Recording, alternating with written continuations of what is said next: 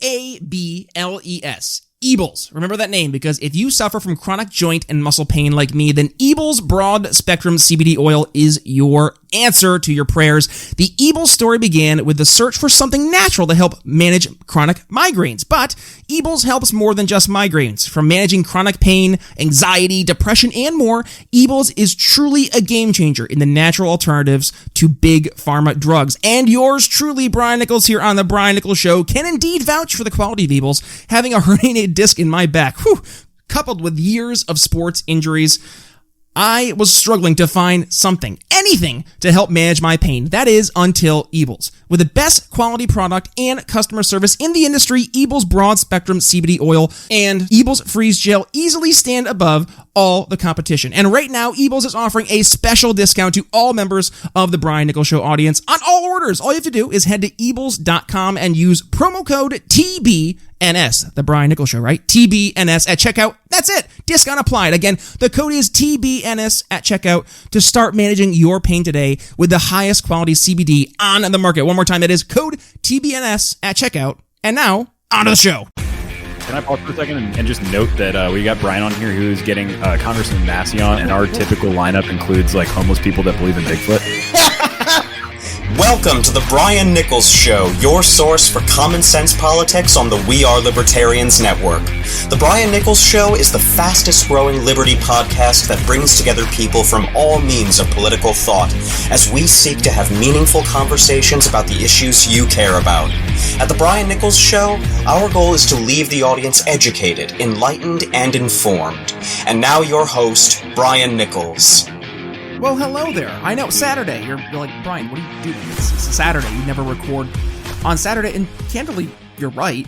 But I had an amazing conversation with one Nick Hudson, good friend of the show. We had him back on January 1st of 2021, just about 4 months ago, talking about, yes, these lockdowns and the implications of said lockdowns. Well, I just had Nick on the show, and we were going to air the show mid-April, but it just happened to coincide with an amazing new talk he actually just did, and it was The Ugly Truth About Lockdowns, and it was recorded on YouTube.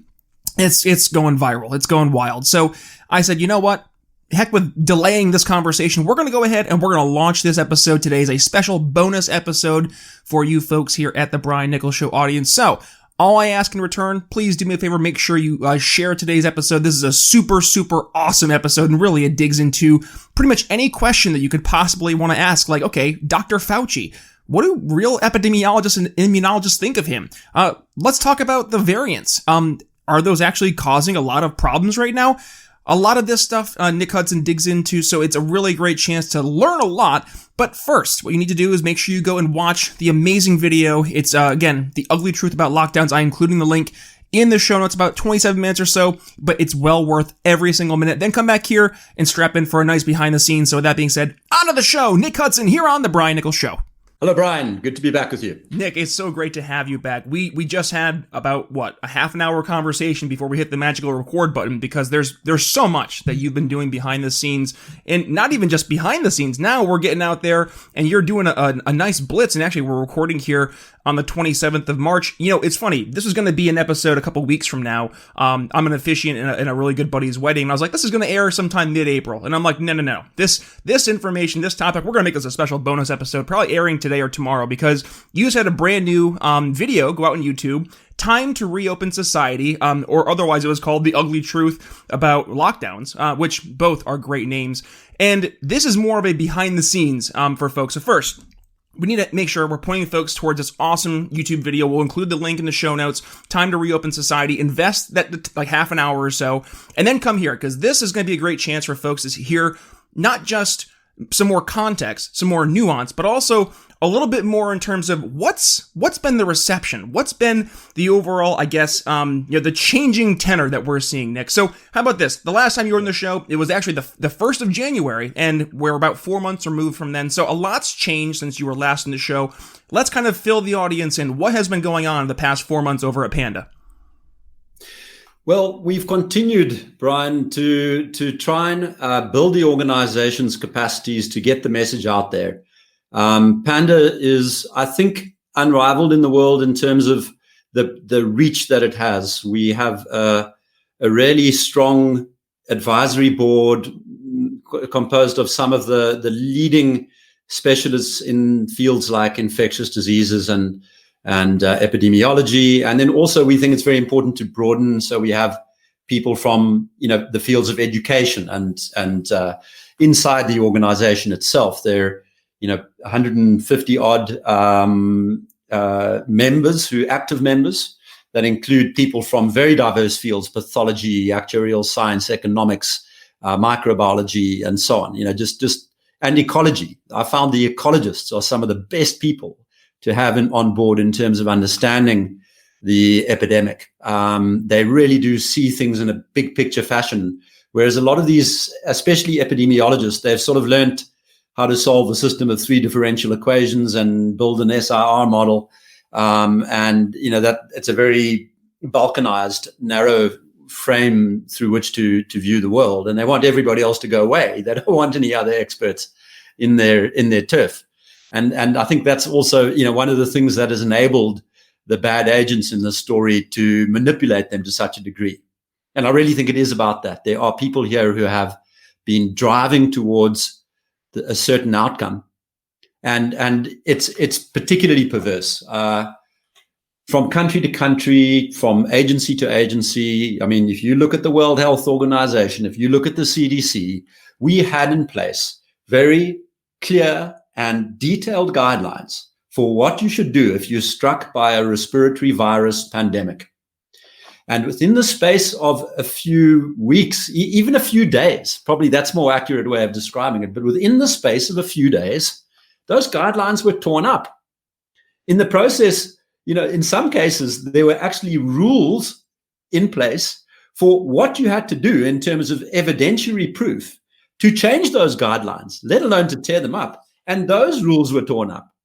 So we had this crazy situation where a completely untested set of response measures suddenly was implemented around the world, despite the fact that they completely contradicted everything that we knew about viral pandemics. And the very disturbing thing is when you can go and look at those guidelines, you can see that they're there, and that's presumably what the organizations were ready for, because they'd updated them as recently, in the case of the World Health Organization, as October 2019.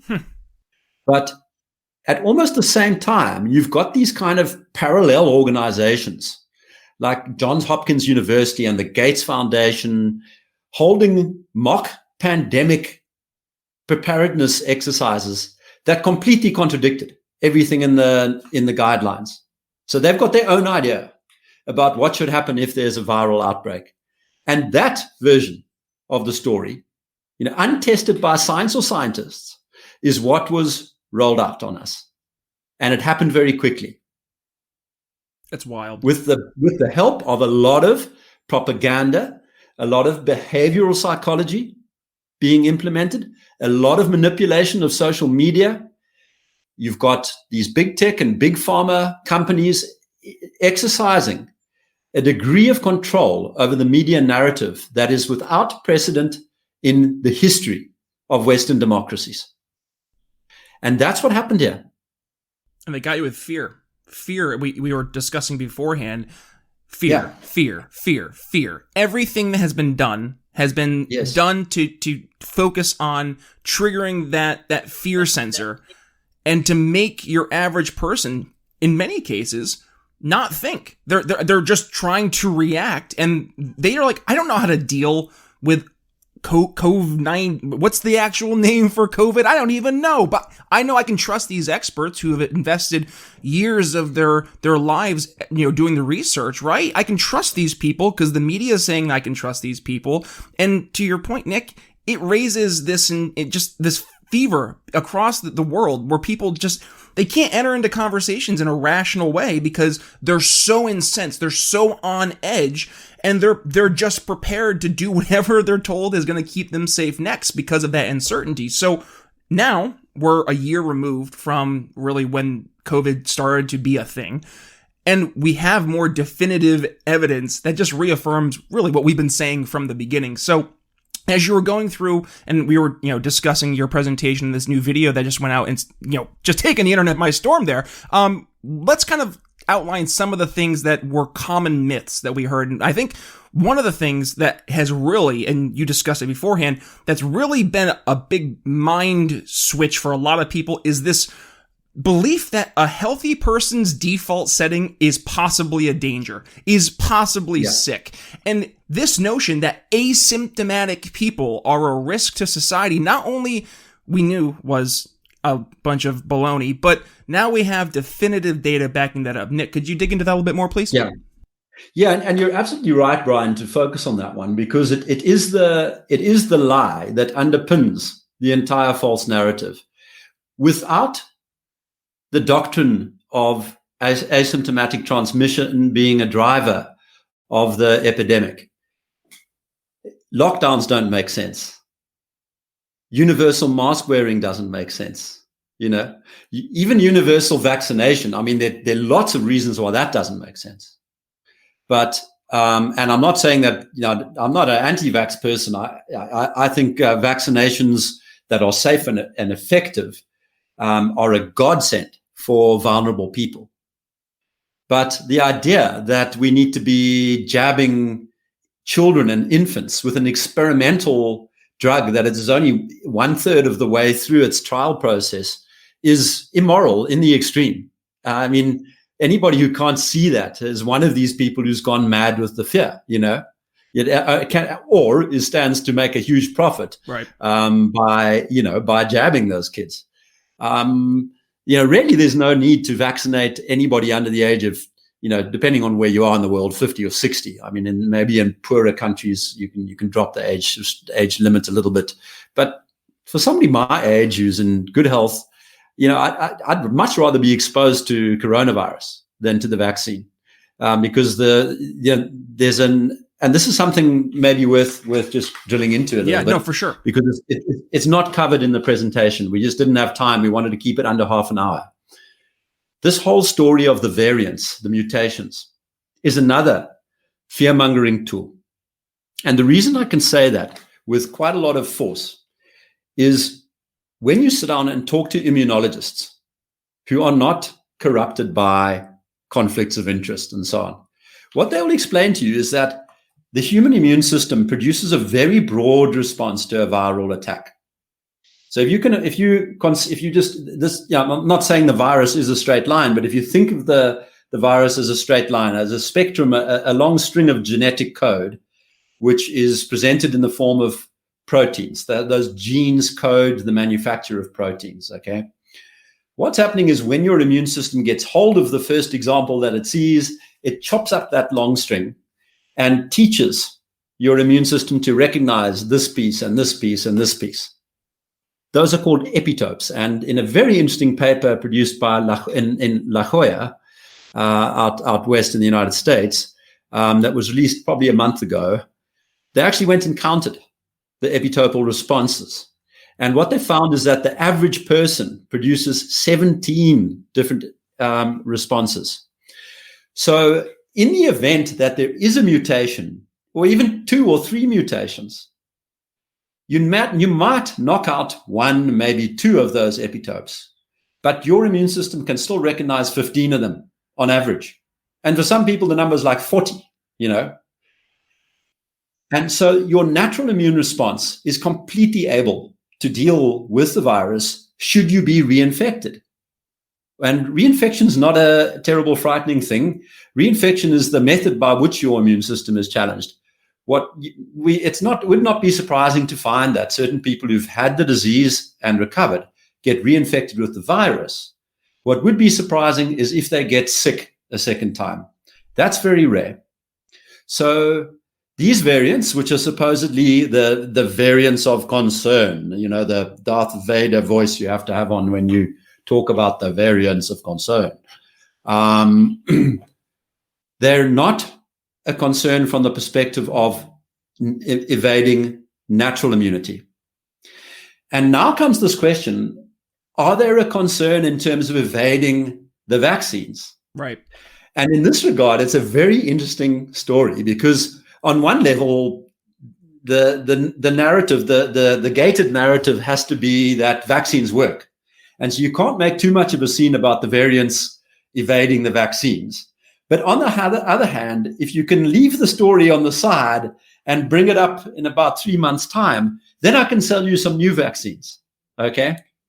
So there's this emergent story that's being almost imported into the narrative by these kind of marginal scientists, like what's his name, Geert van der Bosch, okay, who has a video that's gone viral. It's all over there. Nobody's shutting it down. He's basically saying that the vaccines are going to cause an absolute disaster, that it's going to bypass our innate immune systems and everybody's going to die, okay? Now, why is that little media item being accepted? Because what it's doing is, while that story grows, we'll vaccinate everybody, and then we'll say, oh, look, that guy was right. We need to bring in a new vaccine and give everybody a vaccine all over again and make another $15 billion of profit, or whatever the number is. It's probably well north of that. So there's this story of the variants.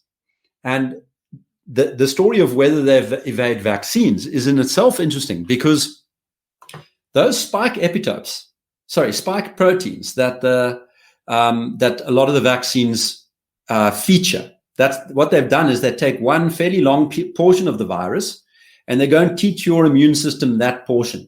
And that's how the vaccine produces the immune response. Now, that spike protein is long. It's got like 12,000 genes on it. And genes is the wrong term. But anyway, broadly speaking, it's long. And you get so you might get 42 different epitopes that out of 67 or whatever it is that the human body recognizes, focusing on the spike protein. And so a mutation in the spike protein also wouldn't cause the vaccine to be evaded. There's no question that vaccine immunity is narrower than natural immunity. And so there again, you've just got to listen to the conflicted scientists who are trying so hard to say that vaccine immunity is going to be better than natural immunity. That's nonsense. You won't be able to demonstrate that, even if it was the case, and it's unlikely to be so for decades. Right. It's not something you can demonstrate now. And it's very, very unlikely. So that's a marker. If you hear a scientist saying that, you got to assume they're bullshitters, in the pocket of big pharma. So yeah, the variance issue is right now being used to stoke up fear and to provoke people to continue wearing masks and locking down and all these crazy things that are so desperately harmful and so totally unhelpful. And it's just getting to the point of ridiculousness. And your team at PANDA, so you can say this with extreme confidence, because your team is so diverse. I mean, you have people formerly from the pharmaceutical industry. You have people from the immunologists. You mentioned the list of types of epidemiologists, immunologists. Goodness, Dr. Scott Atlas. He's one of your advisors for PANDA. And you guys are Kuldorf, Bhattacharya, Gupta, Bhakti. These are great names. These are people who, with publication lists and citations and awards that just go on and on and on. I mean, they make the rest of us look like complete monkeys. But, And so when I publish something, an article in a newspaper or something like that, it goes on to the Google Docs, and it's the most intimidating thing, because the next thing that happens is the 4 or 5 designated scientists out of the 100 or whatever all come crawling into the Google Doc and start tearing it apart, So by the time I pump something out, I'm very confident that nobody's going to say to me, well, that's misinformation, Yeah. Because that's the problem is, we're always under the spotlight in a way that, the media puts us under the spotlight, but they never put the damn health professionals under the spotlight. And they speak nonsense all the time, absolute nonsense. Yeah. And so they get a free pass. We get scrutinized. Okay. But we just lift our game. We make sure that it's all scientifically correct. And so we published an article on the variants, for example, a couple of weeks ago, that's been very well received. And tells the story, lays the story out in plain English, so that an intelligent layman can understand it. Yeah. So I speak not as an expert, but as a person who is subject to I was going to use the word discipline. I suppose it is discipline in a way, but more I have access to the input of a lot of very, very bright people. Yeah. And I guess, because we are kind of doing this behind the scenes reaction to your video, and you're seeing there's a lot of people who I think are starting to maybe say, oh, maybe the past year's narrative, maybe it wasn't correct.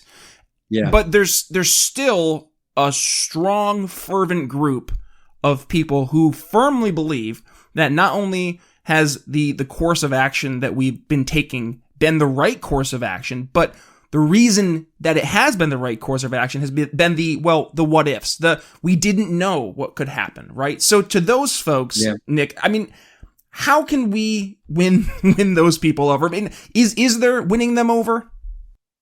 I think there's a minority of people who you'll never win over.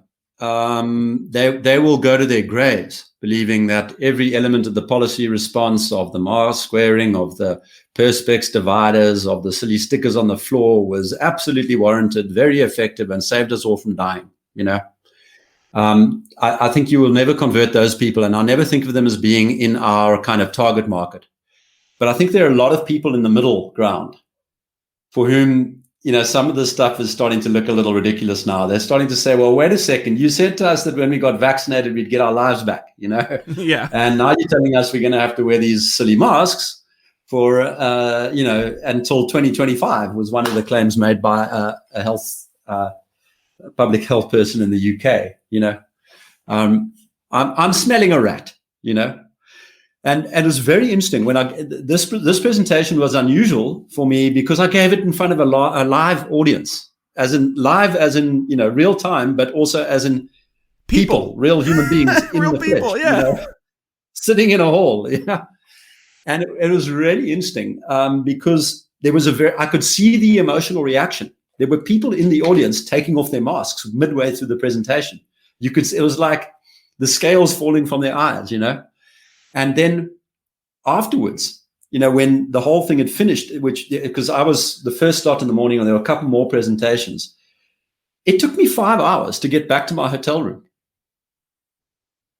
And there was this very interesting thing that was happening.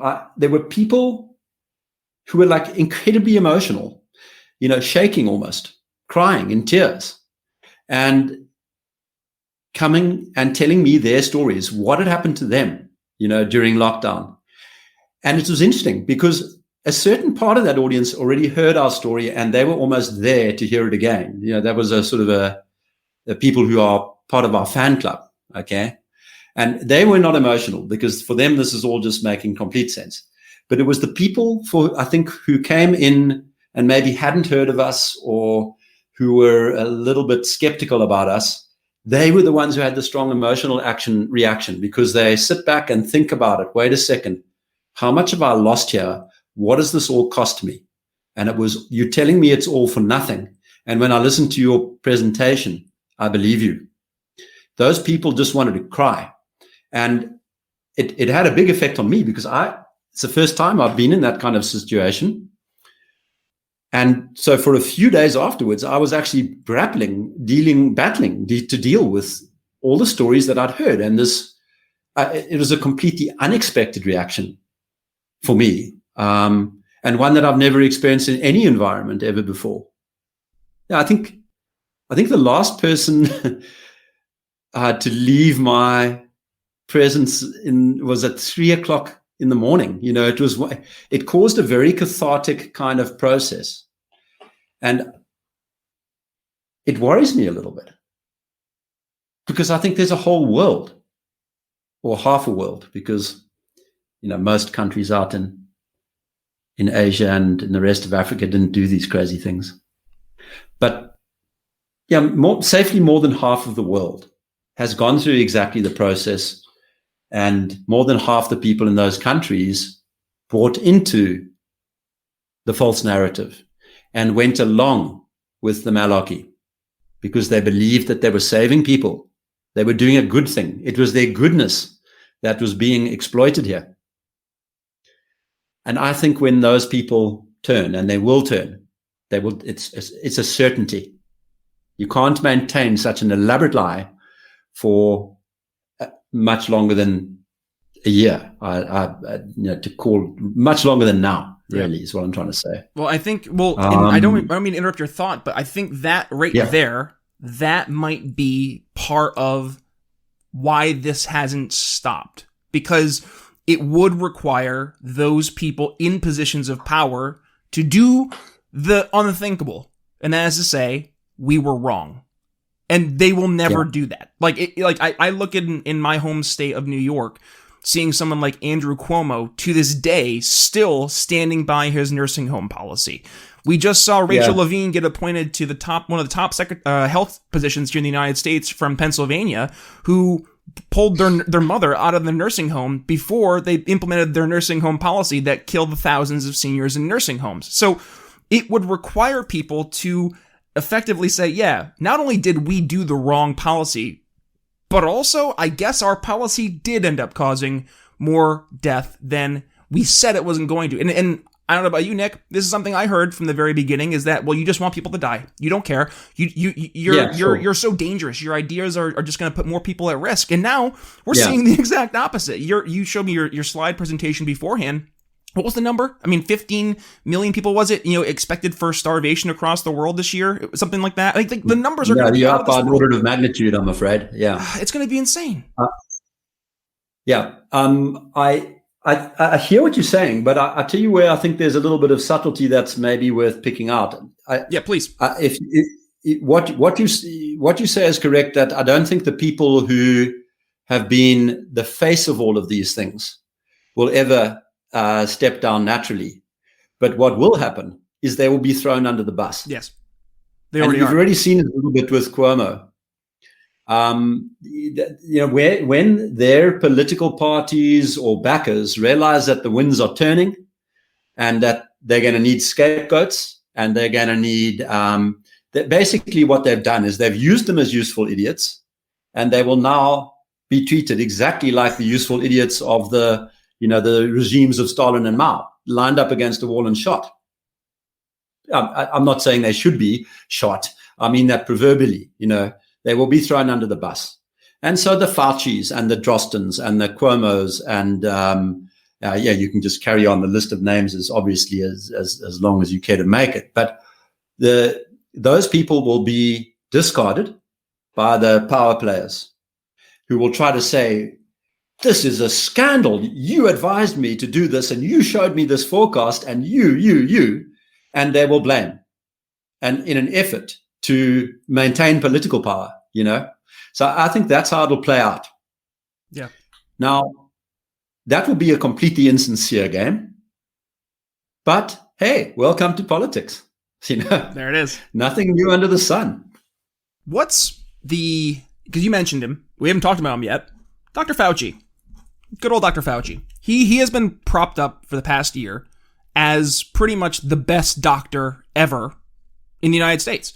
But he's been on record, saying one thing and then saying the other, complete opposite position months later, or found saying it years earlier.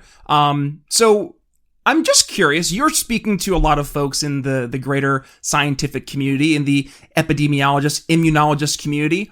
What's the perception of Dr. Fauci? Do they look at him as someone who's actually following any science, or is he at this point just a political player? No, they look at him as a complete charlatan, a liar, and a fraud. Is just nobody in the community of independent scientists who thinks that guy has anything sensible to say at this time about the epidemic.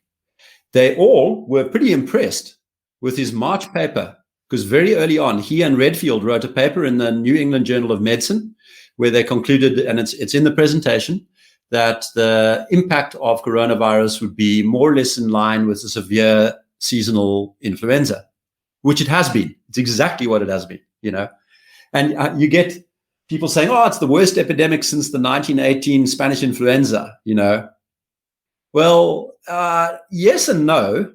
And don't say that without also saying that the population mortality rate is 1/60th of that epidemic. 1/60th, not 1/6. Right. So yeah, it's been a severe seasonal flu. Probably, you can have the argument: is it better or was it lighter or heavier than the 57, 58 epidemic? But it's not. It's not way out of whack with other seasonal respiratory virus epidemics that have been, bad ones. Okay, so yes, people did die. Would we have preferred not to have had this? Of course, yes, we would prefer to have managed it better than we did. But this is not the Spanish flu by any stretch of the imagination. And what he did was in January, February, and March, he summarized the science pretty well, saying, in the history of respiratory viruses, there's never been a situation where asymptomatic people were drivers of the epidemic. That's correct, and it's still correct to this day. He said, there's no point wearing surgical masks in the general population, let alone cloth ones, He says the impact is going to be in line with the seasonal influenza. And he writes that spectacular paper with Redfield, who's the other chief panic officer in cahoots with them. And then suddenly, sometime in April, his brain switches. And I think unless we get people onto witness stands to find out what caused him to switch, you will never find out, because there was certainly no emerging evidence.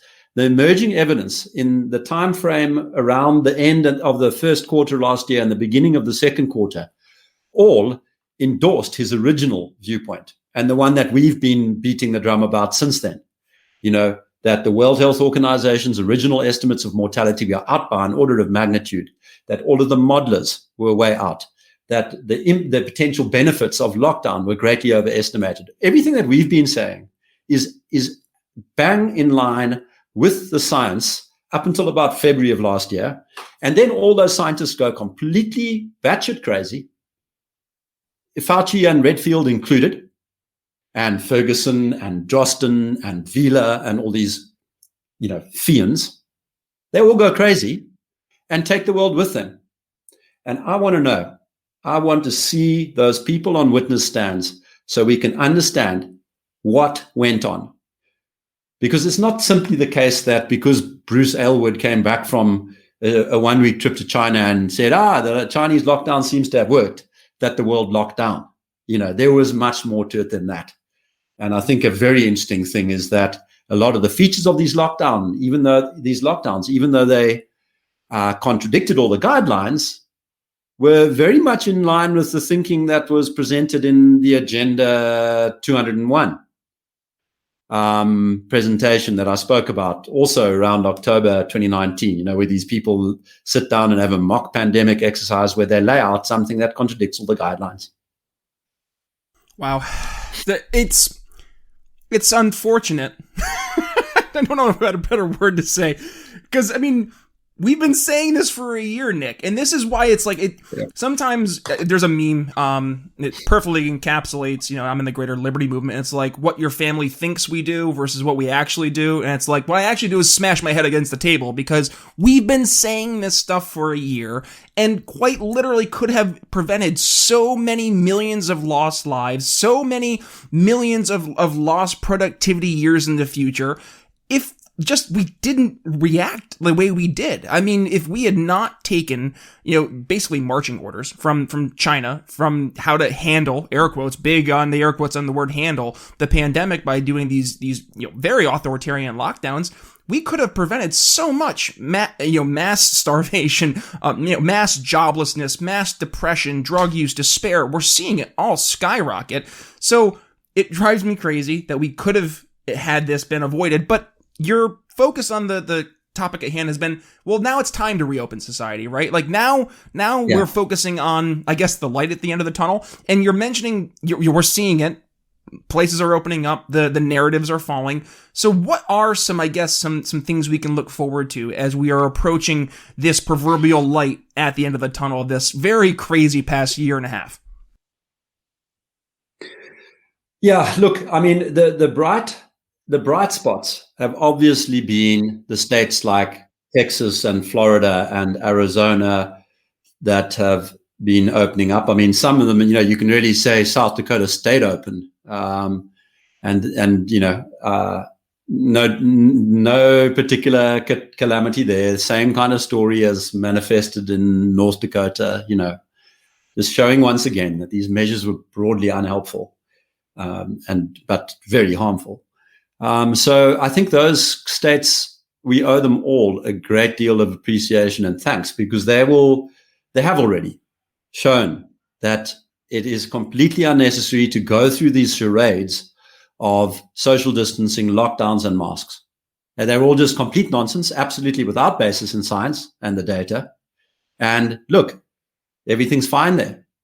And of course, there's the test cases of Sweden and Japan, which didn't lock down at all, and countries like Taiwan and South Korea, where, okay, it's maybe not a right to use them as examples because they sit in the middle of a region where there, broadly speaking, wasn't a pandemic.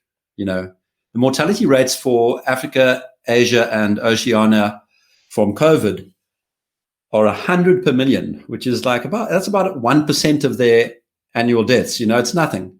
So, and that's below the level of, what a normal flu season would do. And why is that, Nick? I don't mean to interrupt your train of thought. Is there a reason in particular those areas were just completely missed? Yeah, because the science has been so distorted by the rabid madness. The basic studies that would answer those questions haven't been done.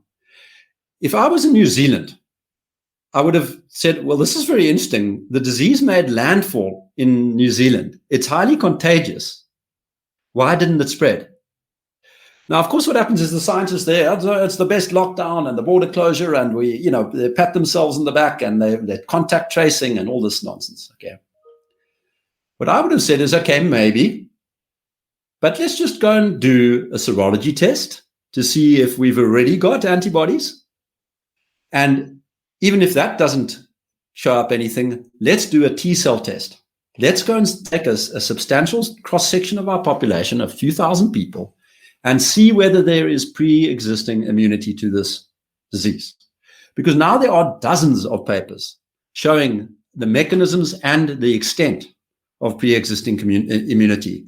And in some of the populations in which it's measured, it's estimated at upwards of 80%. Wow. Of people, And why is this the case? It's not an unexpected thing. It's not at all surprising. And SARS-CoV-2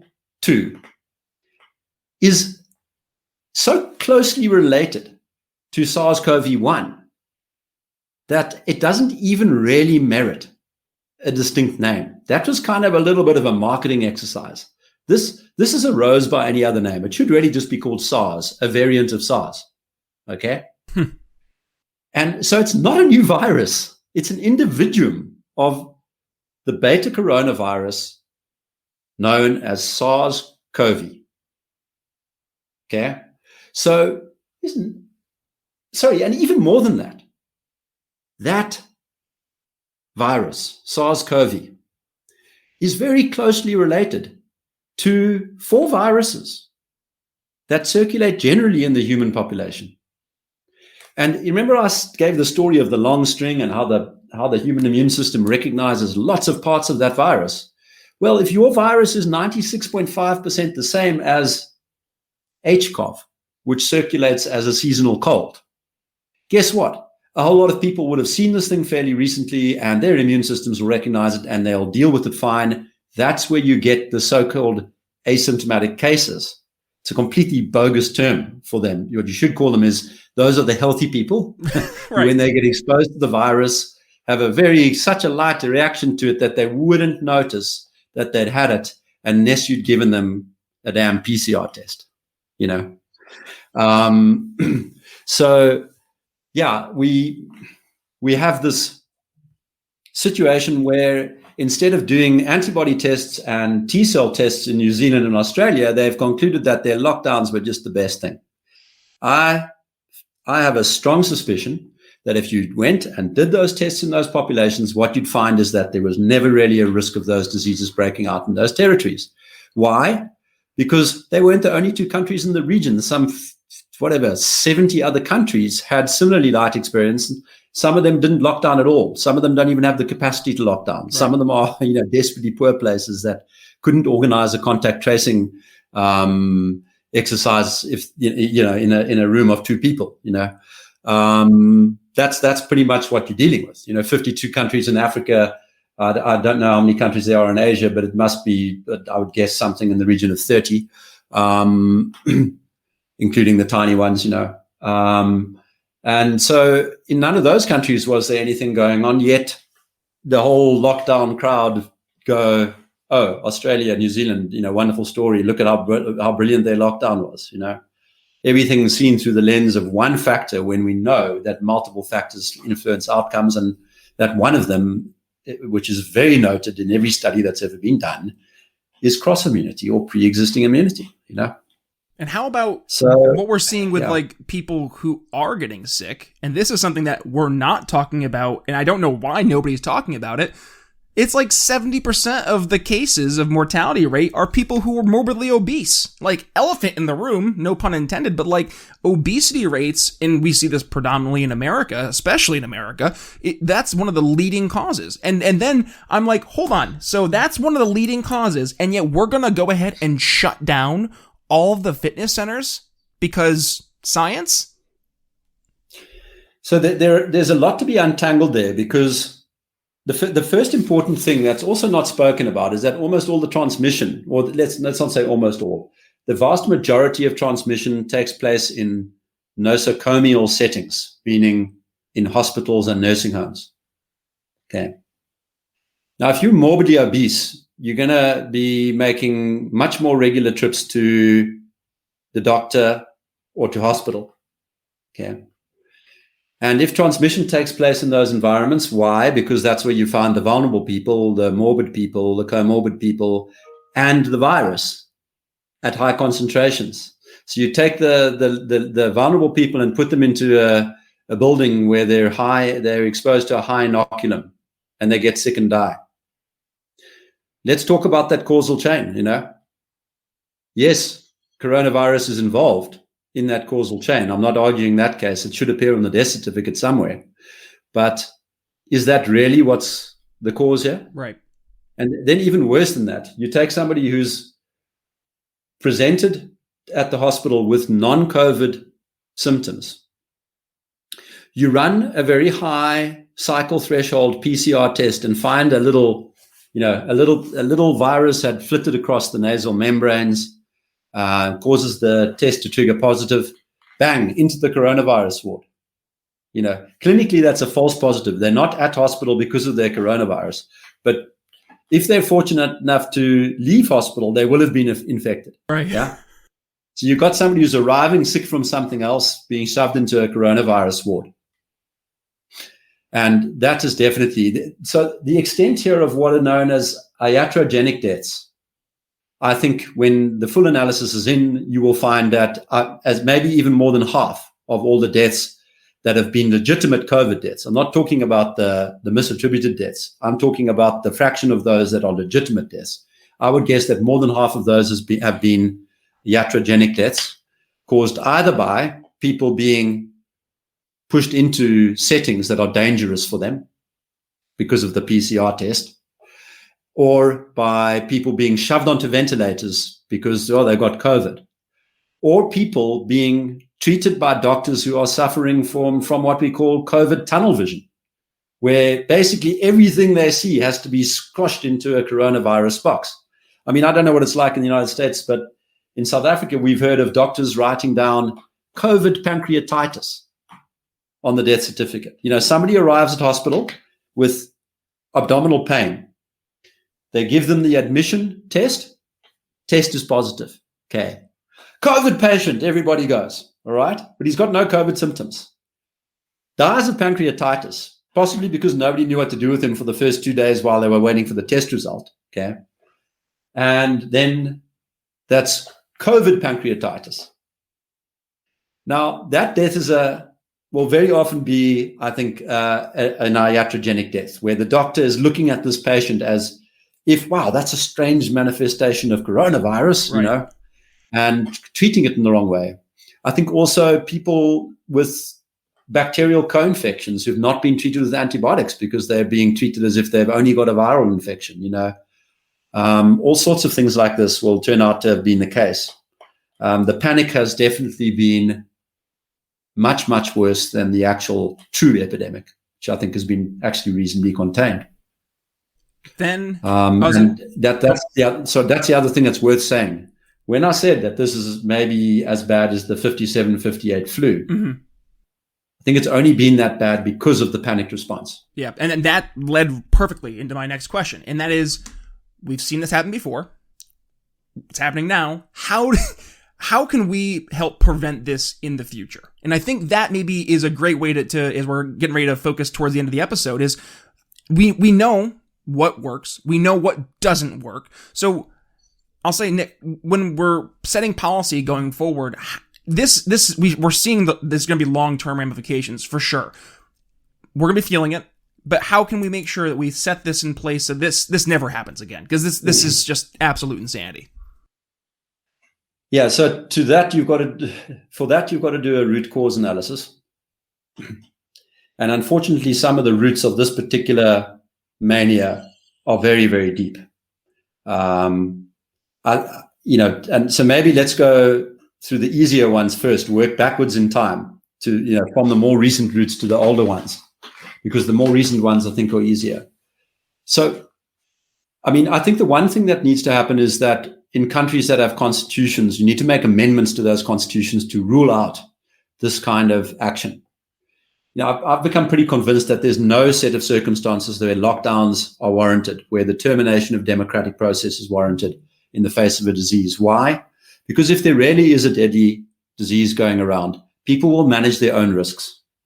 I don't know if you remember the Chinese propaganda videos of the falling men, and there was that classic thing. Now we all know that was garbage, because nobody's gone around falling over. This is not how you get this disease. Causes you to get progressively tighter in the chest, in terms of you're running into breathing problems. You're becoming hypoxic. It takes some time, and you arrive at hospital in a certain amount of distress. You don't just, you're walking down the street quite fine, and then the next moment you drop down dead. This is not how the disease works. So we know that was all just propaganda by the Chinese Communist Party, spread about the world by a host of human bots. That's something else that has to be investigated. How the hell did we suddenly have thousands of people in every country in the world ready to receive and proselytize this Chinese propaganda? That's a very interesting thing, and you need to look at the work that Michael Sen has been doing in that regard, because it's almost spooky, ridiculous. So you have to look at the constitutions and say, okay, let's work out ways to make this kind of action illegal. And there are countries in the world where it was: Finland, Sweden, Malawi. Not many, but a few countries where the governments either tried or didn't even bother trying because they knew that there would be no legal basis for it. So make lockdowns impossible legally would be a good step, but it's not going to be possible everywhere. Some countries don't have constitutions, and the governments can do what they want, and they rely on the law courts to interpret what they've done. And, even in England, where there's a very strong common law tradition, the courts have been basically neutered, it completely emasculated, and haven't done the right thing once. So you can't really rely on the institutions to function properly when everybody's driven into panic. More important than that, I think we need to look at ways to decentralize all these organizations, because the problem with centralization is it destroys the means of error correction. And that's, in my mind, destruction of the means of error correction is actually the greatest sin in the world. Okay? If error correction is what enables us not only to course correct, but to learn. It's fundamental to knowledge creation and economic growth and alleviation of poverty and any good thing you can name. So terminating the means of error correction is the greatest evil. And error correction is not possible in heavily centralized environments. They believe their own bullshit very quickly. They set up gated institutional narratives. And the World Health Organization is just, we've got some insiders who talk to us, which they're not allowed to do. They sign contracts. And it's crazy shit, man. What goes on in there in terms of they almost get taught a double speak language. Really? Yeah. It's just phenomenal. And so there's a certain way of talking around the elephants in the room, But wait a second, we haven't done a cost-benefit analysis on lockdown. You've got to be able to talk your way around that elephant. How do you do it? How do you never, ever once recommend to countries that before you implement a lockdown, you should do a cost-benefit analysis? You're the World Health Organization. You do burden of disease calculations for a living, How is it that you don't make that statement? Okay. So we've got to look at politically at ways to decentralize these organizations at better. And then the other thing is we've gotten lax on maintaining independence and monitoring conflicts of interest. All of these guys at the universities and at the public health institutions are completely corrupted by their funding, which comes from the World Health Organization, the Gates Foundation, Gavi, and related parties. And so, yeah, fine. Okay, if there's going to be corporate funding of research programs, that's all right.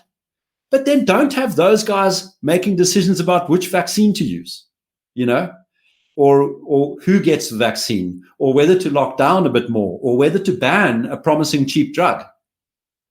These people are all deeply conflicted. So you've got to maybe create some rules around that to monitor and manage the conflicts.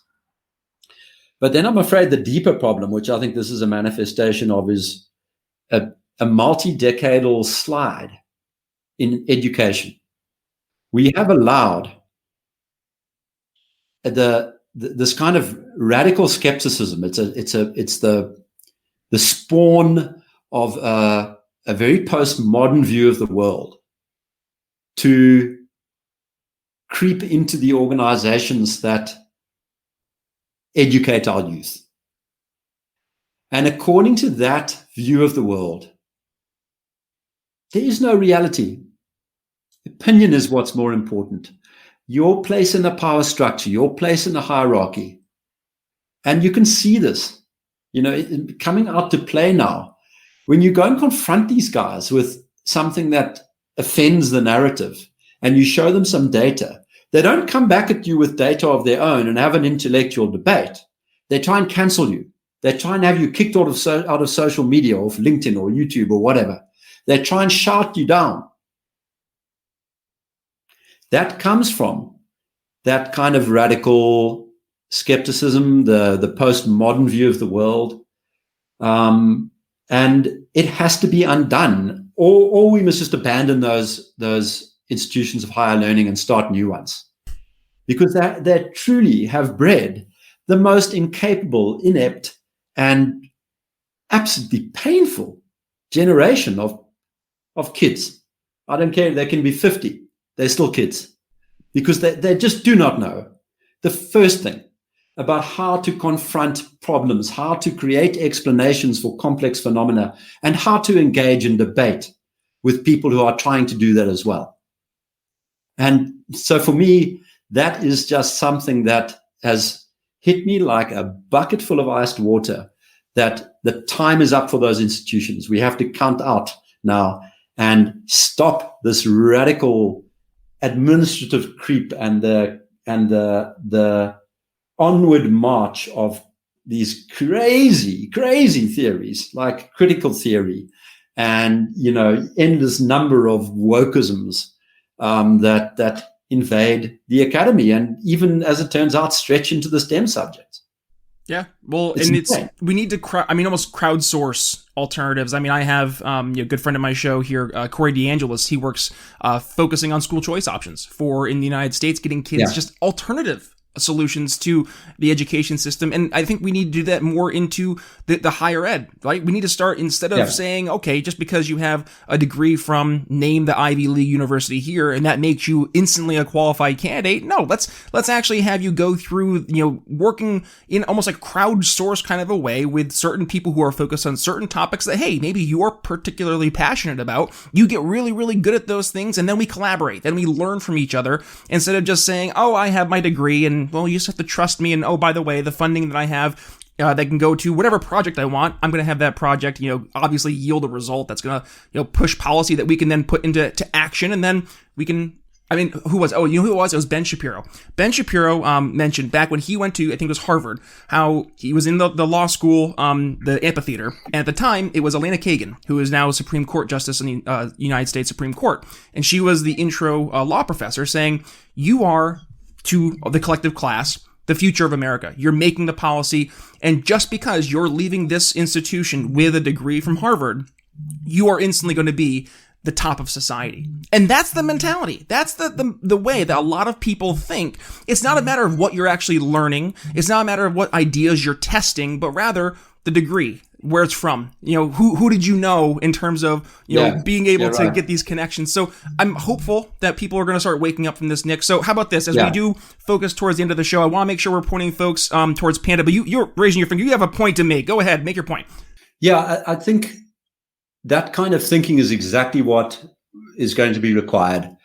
We're going to need different ways of signaling reliable knowledge and understanding, other than university degrees. Because I think, as you correctly point out, you can kind of get by virtue of your GPA and your family connections, you can make it into a top school, come out with a degree, and that tells the person something about you.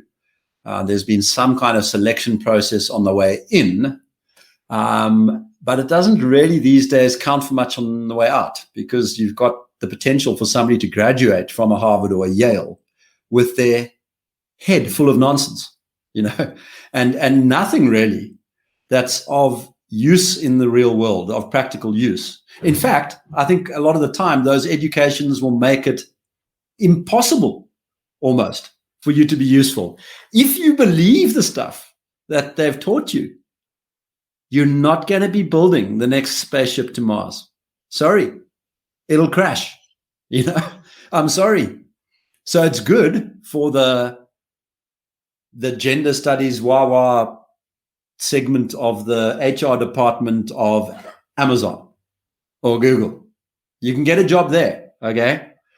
But you're not going to be doing anything useful to man or beast. And that, I think, is a problem that is going to, it's going to have a market solution. It has to. Smaller entrepreneurial firms have got no interest hiring those people, and they're going to start looking for other ways to signify or signal quality, to test quality. Always. Well, hey, you mentioned your team is growing over at PANDA. So how about this? We want to make sure that folks who do want to get more involved, but also just want to learn more about PANDA, which is the Pandemic Data and Analytics, they can go ahead and find and learn more. So Nick, where can folks go ahead and do that? So the starting point would be our website, www.pandata.org. There's a little process of if people want to join as active members, which is the requirement for that is that they have, sufficient independence and time on their hands to actually contribute to the organization. It's not a social club. It's not a form of social media. We do look for people who can actually do some work and who want to end the madness. But there'd be a little bit of an introduction process and then an induction process, and that will include, introducing them to the members in their own countries and their own fields worldwide and so on. So we're always keen to hear from such people who can help us. The organization has grown to the extent that we now need to put in place a permanent executive. The people who run the organization, with the exception of 3 full-time people, are part-time volunteers. So I have a day job. I'm an investor. I run a fund. I have a responsibility to those investors. I also have reached the limit of my managerial abilities. I'm not a manager, So we've come to the point where we need to hire a full-time executive, and that takes funding. And we have been the very grateful beneficiaries of some generous crowdfunding support. We want to maintain our independence from corporates and institutions. So we are going to be running a bit of a campaign on crowdfunding. And I think this is of the work we're doing is of global importance. And so any support in that regard would be greatly appreciated. We need to, raise a couple of $1 million in order to put that executive structure in place so that the good science work done by all these wonderful volunteers can be, pulled into the mainstream and explained to the intelligent layman. And that's where we're heading for. So the starting point is, the presentation and hearing this. Move on to the website, pandata.org. You can also follow our Twitter and Facebook handles, which are in both cases, it's at Pandata19, PANDATA19. I'm on Twitter, and my handle is at Nick Hudson CT for Cape Town. So those are the ways to get in touch. And we're, true to our word, true to our philosophy. We totally embrace innovation, the world of conjecture and criticism. So we don't only want to hear from people who agree with us, Nick Hudson, we could go on forever, but unfortunately, I know you have an interview coming up on your end as well. So, hey, thank you so much for spending some time with us today, and thank you for all the hard work you're doing over at Panda. We'll make sure we include the link to the amazing new video, Time to Reopen Society. And again, folks, you have to make sure you watch that before. Obviously, they made it through the entire episode. I hope they listened to the video beforehand. But otherwise, folks, share that episode or that video with folks out there. It's very important that we spread the message of truly what's going on with the COVID-19 pandemic. Nick Hudson, thank you for joining the Brian Nichols Show. Thank you, Brian. Bye-bye. Get ready to start your new morning ritual with our new sponsor, Mudwater. Coffee is one of America's favorite beverages, with more and more people starting their coffee habits every day with a cup of that flavorful anxiety juice. But let's be real. Have you ever heard anyone say, I'm working on getting more coffee into my life? Millions of people complain about the jitters that come from coffee consumption.